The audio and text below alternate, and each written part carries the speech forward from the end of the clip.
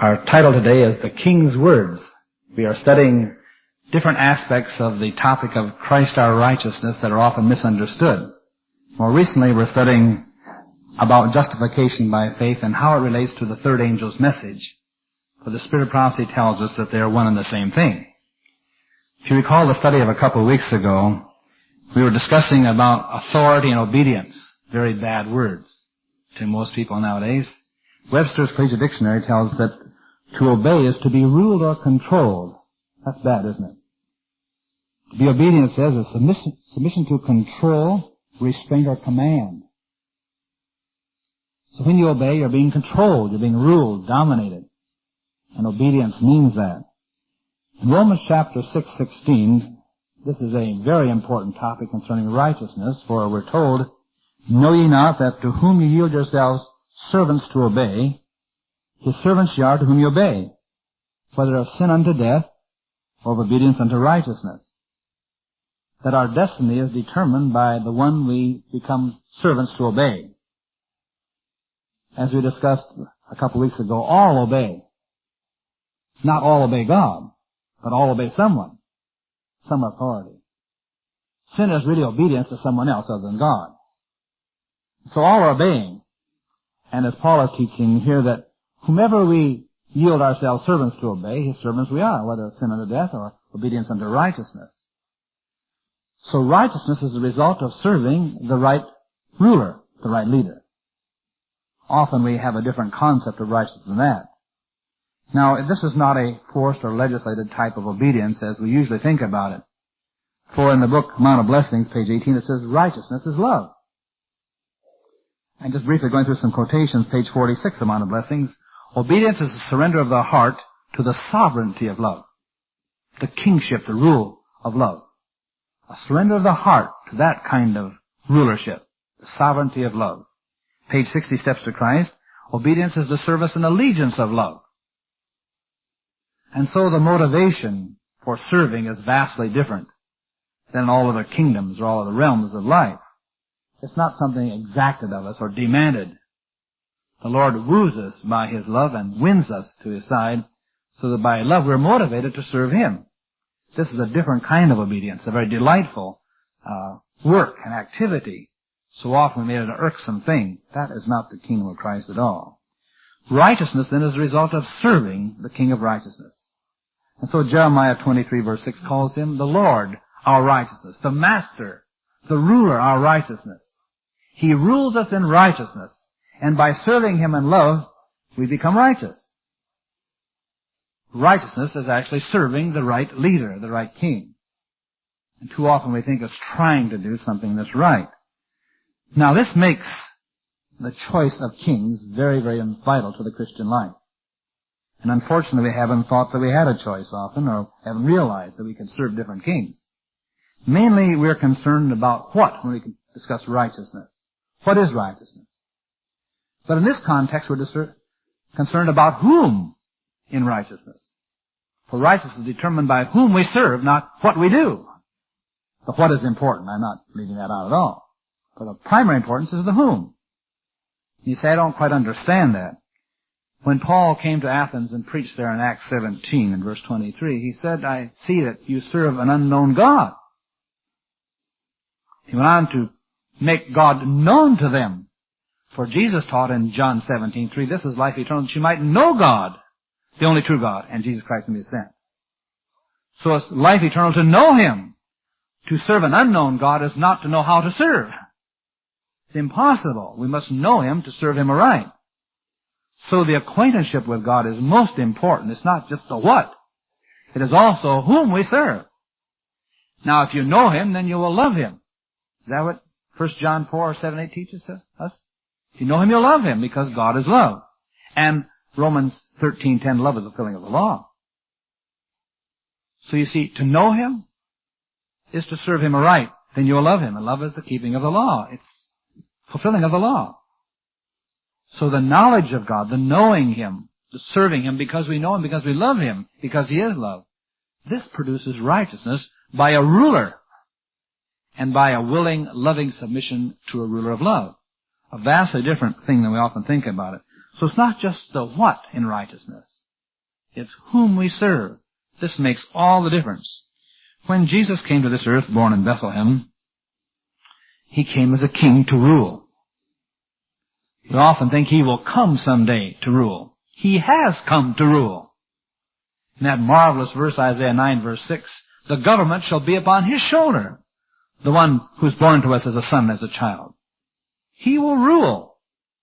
He does not rule in glory at this time, but He rules in grace. The wise men from the east said, where is He that's born King of the Jews?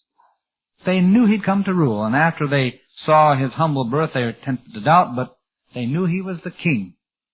And they bowed before Him and gave Him gifts fit for a king. He came preaching in Matthew 4:17, the kingdom of heaven is at hand. It's right here. My kingdom has come. Come and be subjects of my kingdom, is what He was really saying. Now, He did not establish the kingdom of glory. That's future in His second coming. But He did establish the kingdom of grace at His first advent. And He has been ruling ever since. And so the prime question is, are you subjects of His kingdom?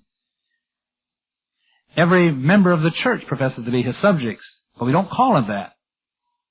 We call it membership in a church. And we say, because I'm a member of church, I have to do this and so on, I can't do this. Does your church allow you to do this, they ask us?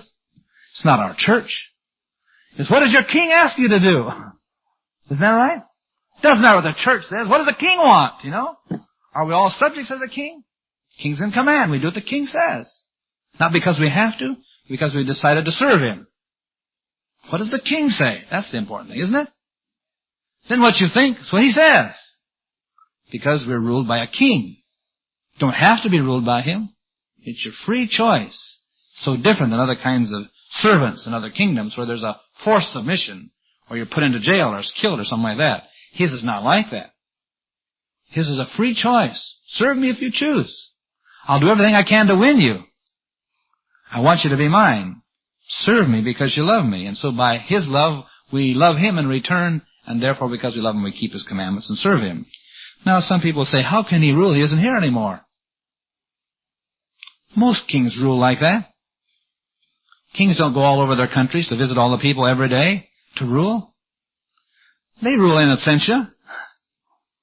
Very few people in a kingdom ever saw a king before television, but they were ruled by the king.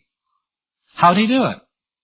Well, He had helpers, administrators under Him, and He ruled through His laws, and through His decrees and commands, through His words, you might call them. And wherever His word and law was, the king was ruling. And there are people there to administer His laws. The king always ruled by His word or His decree. And the king's words were very important in any kingdom in this world today and in the days of bygone years. Now, He has left us His word. The king still rules by His word. We have it. And most people have it in their own language today. Almost everyone has their own language. So the king still rules. We know exactly what He wants, what His desires are, what His plans are, His wishes, what He's like. We can know Him through His word and through His representatives. And so we have adequate opportunity to serve Him knowledgeably, intelligently. And so our king has been ruling through His word for a long, long time and through His administrators. Now, as soon as this king was born, His rulership was contested.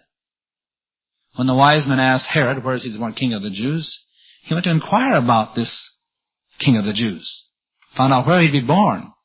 When the wise men did not come back, he established a decree to kill all male children under 2 years of age.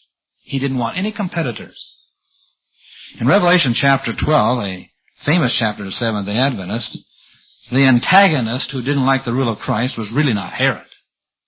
He was but a symbol of a more terrible enemy than Herod.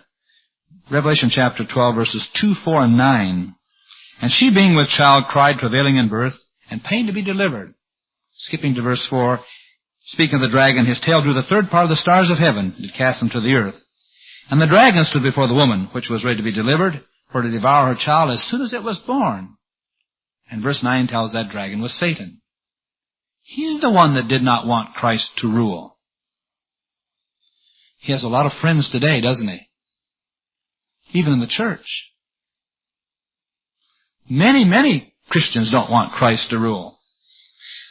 And they have a very strong, staunch advocate of not wanting Christ to rule in Satan. He never wanted Christ to rule.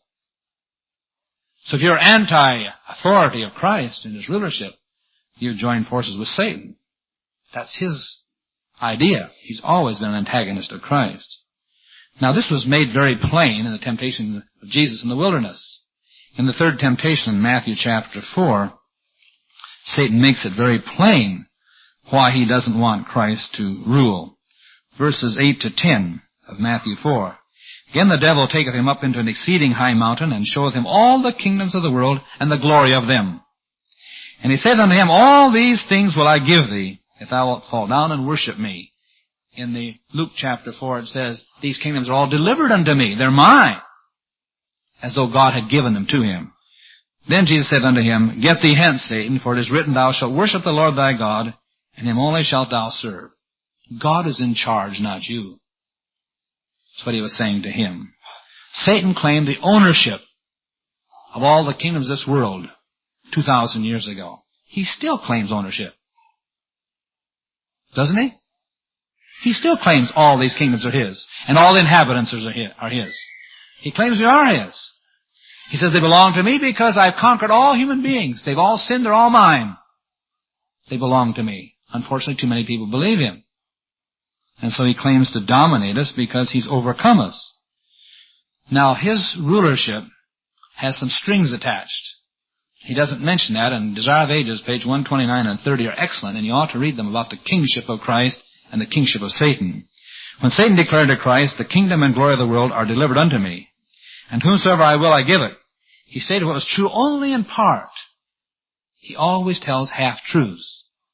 He stated what was true only in part, and he declared it to serve his own purpose and deception.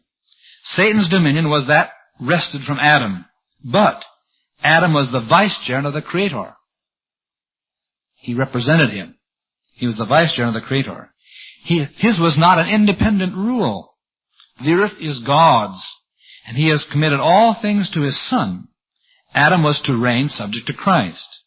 When Adam betrayed his sovereignty into Satan's hands, Christ still remained the rightful king. Thus the Lord had said to King Nebuchadnezzar, The Most High ruleth in the kingdom of men, and giveth it to whomsoever he will. Daniel 4:17. Satan can exercise his usurped authority only as God permits. When the tempter offered to Christ the kingdom and glory of the world, he was proposing that Christ should yield up the real kingship of the world and hold dominion subject to Satan. Now you have to remember this. In the very beginning, back in the garden, as soon as Satan saw that Adam had rulership, he said, That's what I need. Then I'll dominate all his successors, all mankind, because I'll lead them all to sin when I get the Father of all mankind. What he did not acknowledge, of course, is that this was all subject to Christ. This was not an independent rule that Adam had, and so Satan doesn't have it either. He must listen to what Christ has to say about this. And so Satan sought immediately to take control as soon as Christ was born. He's always done that, contesting about the kingdom and about the rulership of mankind. Now this contest, this great controversy between Christ and Satan, as we've often called it, and as the book so accurately calls it, is more clearly seen under the symbol of the king of Babylon. Remember now we're studying justification by faith under the third angel's message where it discusses Babylon. So you must discuss the king of Babylon. You discuss Babylon. Otherwise you cannot possibly understand what this is all about. The king of Babylon is discussed in Isaiah chapter 14.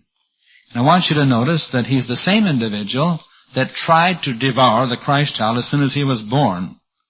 Isaiah 14. And first of all, verse 4.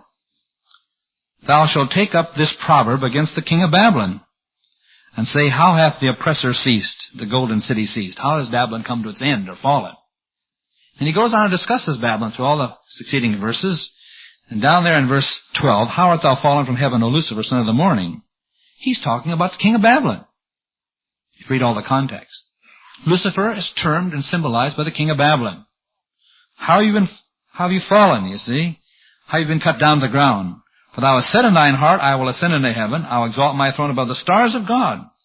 I will sit also upon the mount of the congregation, the sides of the north. I will ascend above the heights of the clouds. I will be like the Most High. And the word is most high. So he aspires to the pinnacle of authority and rulership. You can read down how he'll be brought down to hell, to the sides of the pit, so on and so forth. But finally in verses 22 and 23, "For I will rise up against them, saith the Lord of hosts, and cut off from Babylon the name, the remnant, and son and nephew, saith the Lord. I will also make it a possession for the bittern, pools of water, and I will sweep it with the besom, or broom of destruction, saith the Lord of hosts." I'll destroy this place. Here is found the aspirations of Lucifer. He said, I want to rule, I want to dominate, just like God. I aspire to everything that he has. So when the Christ child was born, he was very suspicious, and he said, somehow I must get rid of this individual. He will compete with me. I dare not trust him. He didn't succeed when he was born, so he tried in the temptation in the wilderness. He was always trying to get rid of Christ's kingship. Until finally Christ described him as he worked with the Jews, where they said, we'll not have this man to reign over us.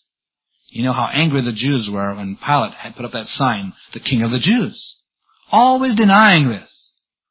And they chose Barabbas, a criminal, over Jesus as king.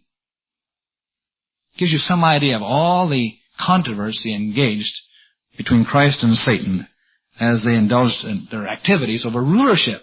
For Satan came to dominate men. He knows that he must dominate us in order to prevent us from being saved. That if we ever won to Christ, that his cause is lost. That we will become righteous because we serve a righteous king. And more than we realize it, he understands it. Now we come to the day and age where we despise authority. Almost everyone, not just the young, are anti-establishment. And we like this, and we think it's worthy and good thing to do. And all the devil wants is feelings of anarchy in our systems. Just rebellion. To where we will never submit or never subject ourselves to any authority. That's exactly what he wants. And today we see the results of this emphasis in the attitude of children toward parents. Parents toward grandparents. The young toward the aged. The employees toward the employers. Citizens toward government. You just go on and on. Students toward teachers and faculty. Members toward pastors and conferences. Everywhere it's just rampant. You see this anti-authority attitude.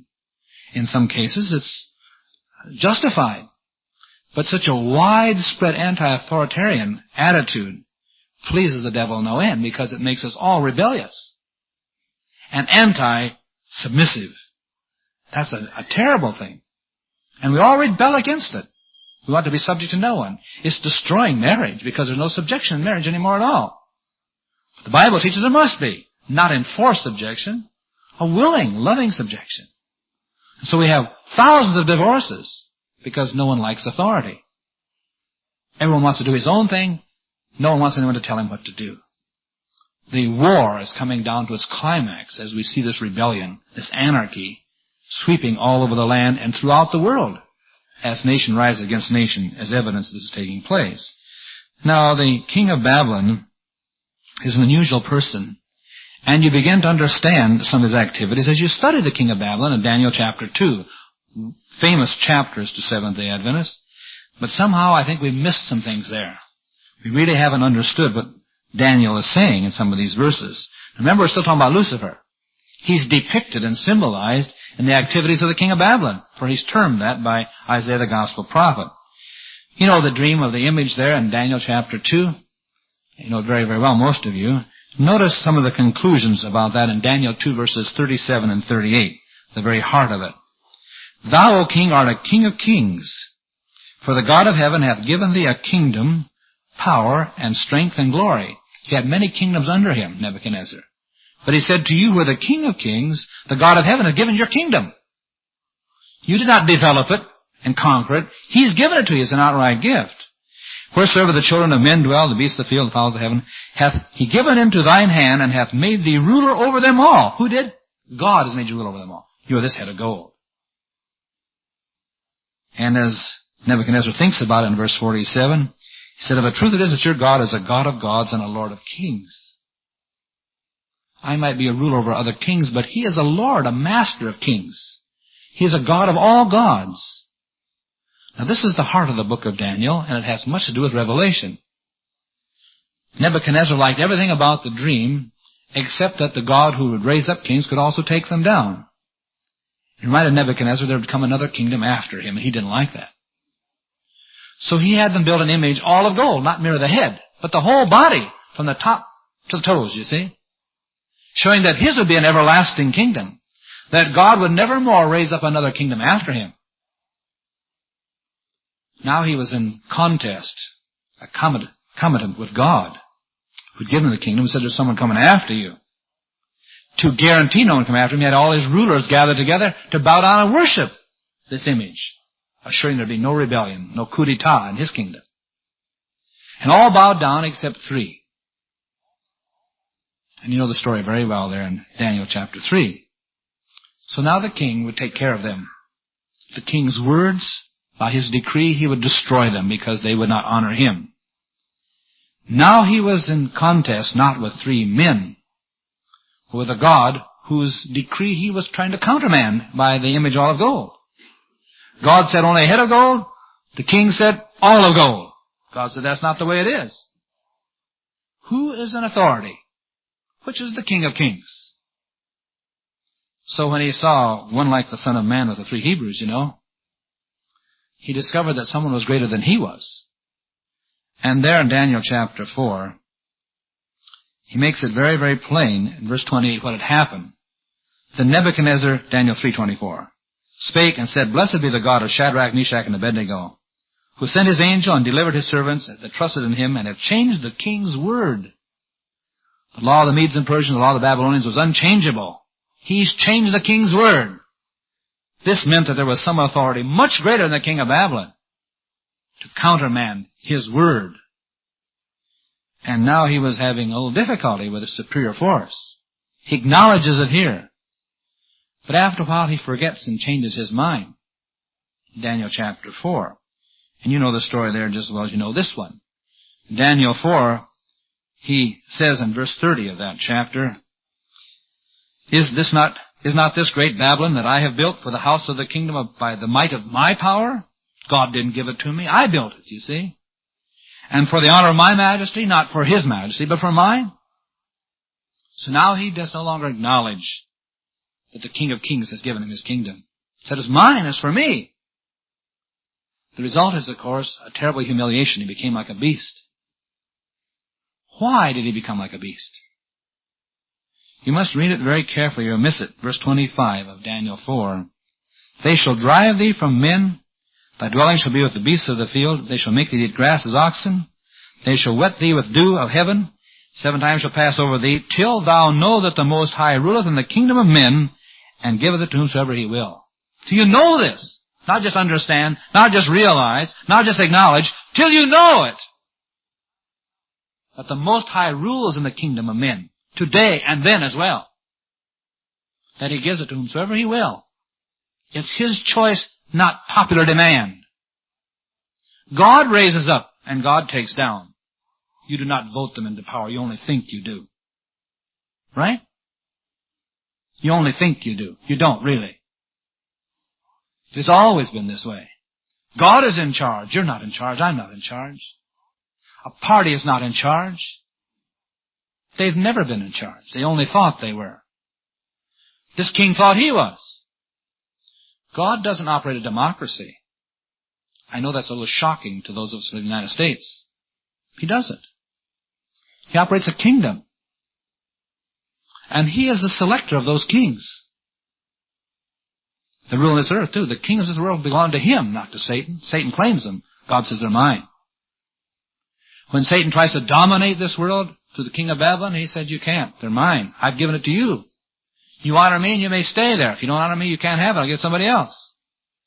And especially the experiences of Nebuchadnezzar and Cyrus and Darius are made very, very plain that God is the one who raises up and takes down from the throne. He's the one in charge. And we have to understand this very well, better than we have in the past. Now, whether it's in Babylon or in the church, Satan is always trying to get God off the throne. By one method or another, and too often we cooperate with him. Originally, God was the king of Israel, a symbol of the church as a nation. If you go back to 1 Samuel chapter 12, verse 12, you can read this, where it describes Israel's experience in desiring a king. We have some problems with this today that we really haven't studied quite carefully enough. Verse 12 of 1 Samuel 12. When he saw that Nahash, the king of the children of Ammon, came against you, he said unto me, Nay, but a king shall reign over us, when the Lord your God was your king. When the Lord your God was already your king, I could say. He was your king. In Judges chapter 8 and verse 23, another man talks about this subject. And Gideon said unto them, I will not rule over you, neither shall my son rule over you. The Lord shall rule over you. They want to make him king after a successful battle. He said, I'm not going to rule over you, and my son is not going to rule over you either. The Lord will rule over you. God is your king. How much difficulty we have in understanding this. The Lord had ruled His people through prophets, as He spoke by them down through the centuries. As He gave His commands and His words, the prophet spoke for God. For a prophet is one who speaks for another. The prophet of God speaks for God. So the prophet came with his messages, and he was coming here through Samuel, telling exactly what God desired His people to do. They refused the prophet, they refused God. They rejected the prophet, they rejected God, as he makes very plain to Samuel here in chapters 8 to 12. Now the people desire to be like other nations. Another way of saying that, they desire to be like the world, just as we do today. The other nations had kings, and they were very successful sometimes, and they said, we want a king as they have. So Samuel went to God in 1 Samuel chapter 8, 4-7, told him about this. He said, remind them what will happen when men rule over them. How they'll be oppressed. How they'll be enslaved. How they have to pay taxes and all sorts of things. Very miserable things. And when he finished the whole talk, the words of God, they said, we still want a king. And God said, all right, give them a king. But He gave them a king under certain conditions. Many think that God no longer was ruler after a man became king. But the Bible doesn't teach that. If you read it very carefully in 1 Samuel, it doesn't teach that at all. The Spirit of Prophecy elaborates on it at quite great length. I want to give you some of the counsel found there. Page 611, Patriarchs and Prophets. Samuel then set before the people the manner of the kingdom, stating the principles upon which the monarchical government was based, by which it should be controlled. The king was not to be an absolute monarch. He was not to be that, but was to hold his power in subjection to the will of the Most High. There was someone over him, you see. And to make that very plain, God chose the king Himself. In fact, He always chose the king. When they tried to choose their own king, He would overrule. And He was always putting Himself in charge of raising up kings and taking them down.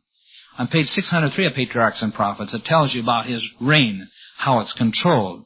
The government of Israel was administered in the name and by the authority of God. The work of Moses, of the 70 elders, of the rulers and judges, was simply to enforce the laws that God had given. They did not make the laws. He did.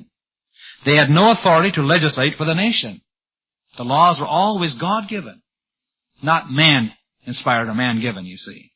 This was and continued to be the condition of Israel's existence as a nation. Always ruled by God, you see.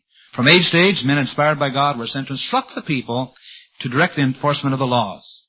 The Lord foresaw that Israel would desire a king, but did not consent to a change in the principles upon which the state was founded.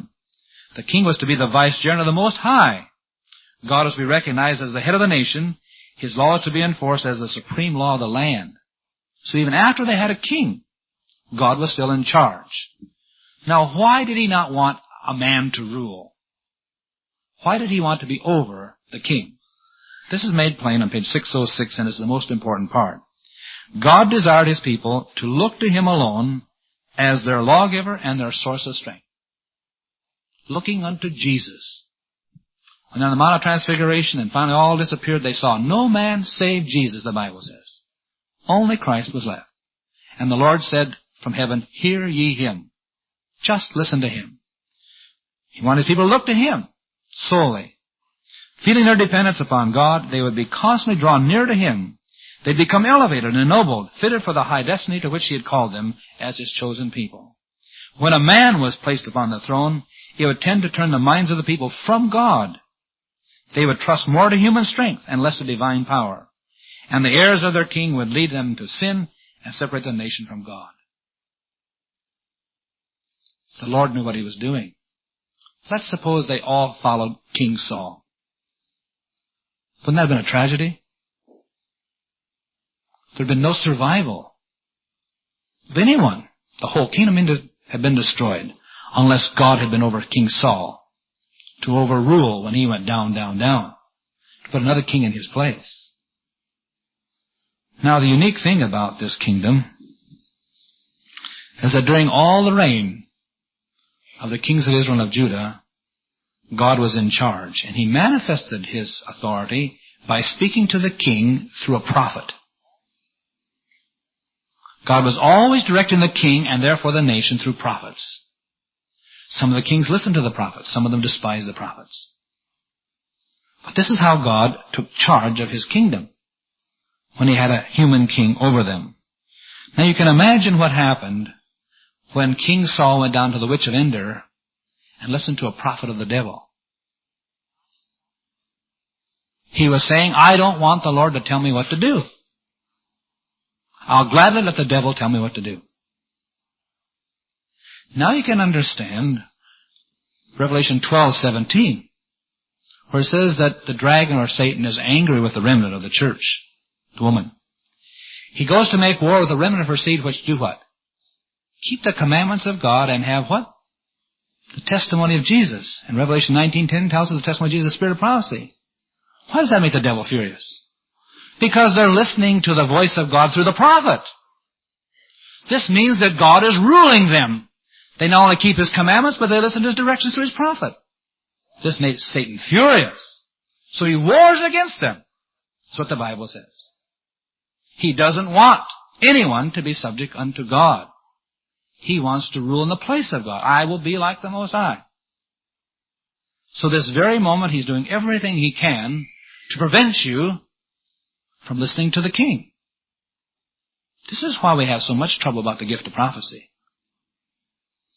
It isn't your logic that gives us so much trouble. I know you use it all the time. But it's our selfishness.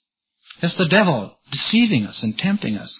He doesn't want anyone to listen to the King of Kings and Lord of Lords. He wants everyone to listen to him. This is why there's so much controversy about the law, even in the Adventist church. The controversy is not all outside of the church, much of it inside. About obedience, tremendous controversy about that. Spirit of prophecy, these are two of the hottest subjects we have in the whole denomination. Why? The devil is angry. He doesn't want anyone to listen to the voice of God. Not at all. That would deprive him of subjects. That would deprive him of victory. That'd be a certain death for Satan. He still claims and has hopes, you see, of conquering everyone. And so he goes on in his campaign. You can also see why in the last days he'll have many false Christs, false rulers, that means. Many false prophets, false voices of God. It's a necessity, you see, for Satan to keep us from serving the right one. If you ever serve the right one, you'll have life. The devil will be whipped. You'll be successful. So all these things are the devil's invention these days to keep us from possibly serving King Jesus, I may call him that, the King of God's people. When he finds you obeying the commandments of God, truly obeying them, not just professing, listening to the directions of his prophet, his voice, it frightens him and wars take place in a hurry. Now in Babylon, modern Babylon, we still have the same issues. In modern Babylon, she rules or reigns over the kings of the earth. Read Revelation 17, verse 18. She claims to be a king of kings, a ruler of rulers, a lord of lords. Revelation 17:18, reigneth over the kings of the earth. By the way, for centuries she claimed to set up kings, has she not? And to tear them down. This is demonstrated by many stories in history in bygone years. Still is true this very day, and will become more true as we come near the end of time. Satan has always had a beast or a kingdom reigning in Revelation. You notice? A beast is a kingdom. Because he wants somebody to rule over the people of this world. And the beast is so successful, they ask, who is able to make war with him? The Bible answers in Revelation 7:17 and 19, where it shows Christ coming on a white horse. So these powers make war with him, and he is King of kings and Lord of lords. There's a contest over who is the King of kings. Babylon says they are. The Lamb of God in Revelation 17 says he is. Revelation 17 says he conquers them, establishing he's King of kings and Lord of lords. When he comes in Revelation 19, read some of those verses. When he sits on his throne ruling in all his glory, it says he'll have a name on his vesture, King of kings and Lord of lords. In your Bibles in capital letters. And yet prior to that time, the devil wants to make sure you're not saved. It's on volume 5 of the commentaries, page 1106. Satan will not only appear as a human being, but he'll personate Jesus Christ. And the world that has rejected the truth will receive him as the Lord of lords and King of kings. The world that has rejected the truth will receive him, Satan, as the Lord of lords and King of kings. He'll actually come with the same profession of Nebuchadnezzar. I'm over all the earth. There's no king like unto me. Every king is subject unto me. I'm the one who raised them up and tears them down. I am the Lord of lords and the King of kings. And the devil will have claimed to have arrived at that status when he comes impersonating the coming of Jesus. Friends, this is not a game.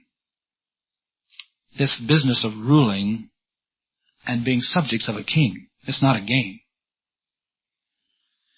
We look at it often, as something we can play with today or tomorrow, make up my mind, or some other time. We have very peculiar ideas about this kingship and being in submission to a ruler. The devil knows it's a game of life and death. And the Lord knows it too. And unfortunately, the church hasn't discovered it yet. In this day and age when the devil aspires to establish that he is king over all the earth, the King of kings, we can't even tell when we serve him and when we serve Christ. We can't even tell. And many argue when they're serving Satan that they're serving Christ. In the church, they argue this. And yet they profess to know him, whom to know is life eternal. Do you begin to understand this obedience thing? This authority, this rulership? It's so different, We've envisioned as someone telling us what to do, and we don't like that. It's someone always picking on us. And we say, get off of my back, let me alone. That's not the problem at all. It's nothing like that.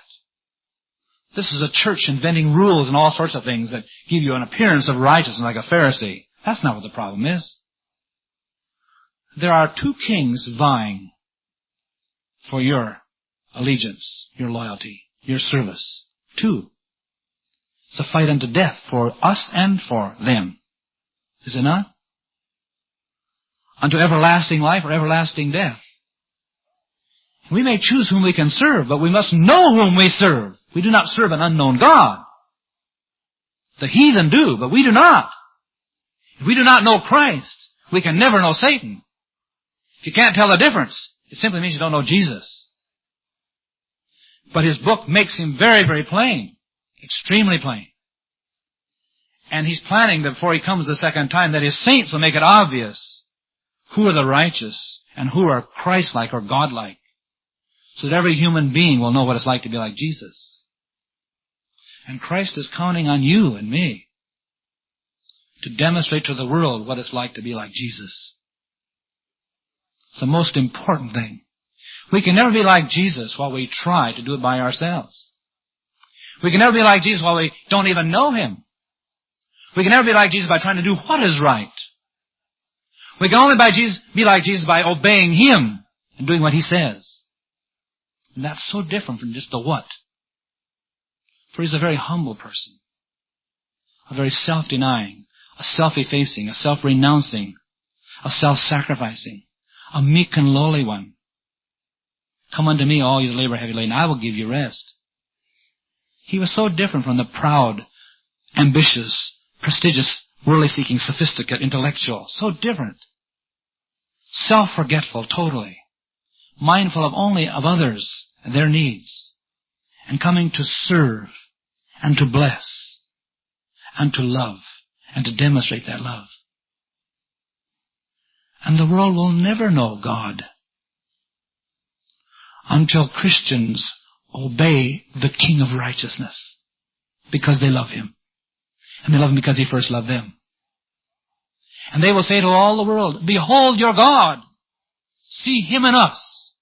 As the Apostle Paul said, for me to live is Christ. And the Christian church will say, God is like this.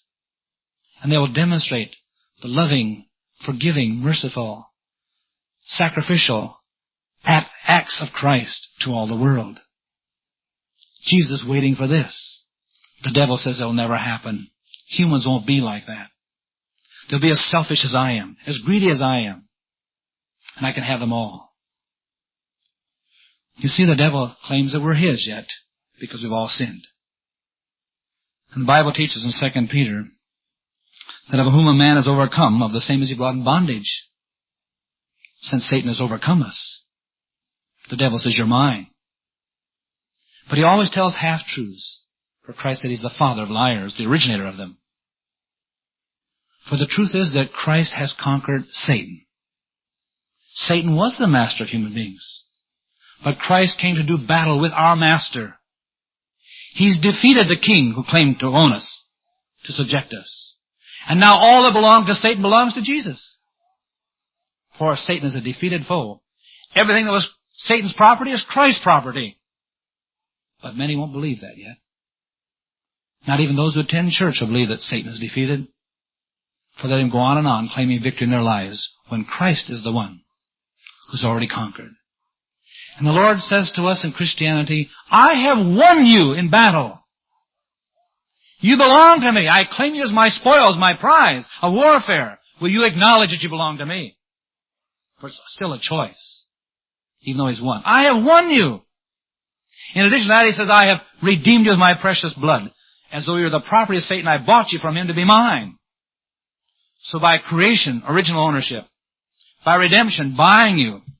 By winning in battle, conquering you. By these three methods, He says, you're mine. Will you love me and serve me because you are mine? That is a decision that the Christian church offers to everyone today. And the King of Kings today asks just one question. Have I won you yet? Have I won you yet? And every day as you awaken, you must decide, has He won me? Has He won my heart? Has He won my affections? Has He won my time? Has He won my interest? Has He won my money? Has He won my family? Has He won my future? Has He won my plans? Has He won all my interests? Has He won all my heart? Has He won me? He says He has. His Word says He has. What do you say? We sing the song, He's won my heart at last. All you have to do is acknowledge the truth. Christ is King of Kings. He's won everything. And very soon He's coming to claim all who acknowledge that He's won them. He wants you to be in that precious group. This is our God. There's no other. He's God of gods. This is our King. We have waited for Him and He will save us. May the Lord help you to this day to realize that Christ has conquered you. He's conquered Satan. He's conquered every enemy. That you're His precious prize. And He wants you desperately. Give Him your heart.